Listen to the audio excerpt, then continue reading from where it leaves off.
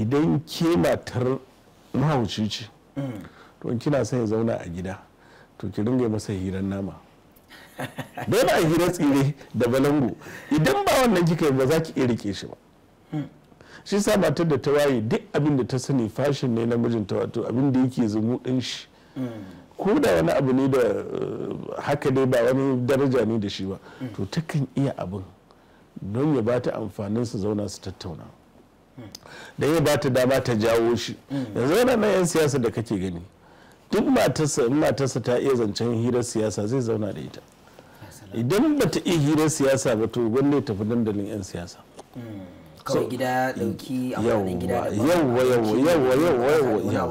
yawwa to mata kan su dawo da maza gida su kuma rike su ji suna da shauƙin gidansu sai kin karanta mijinki me muradansa me bukatunsa me yake nishadantar da shi me yake kayatar da shi me yake burge shi me yake sa shi dariya me yake sa shi raha me yake sa shi barkwanci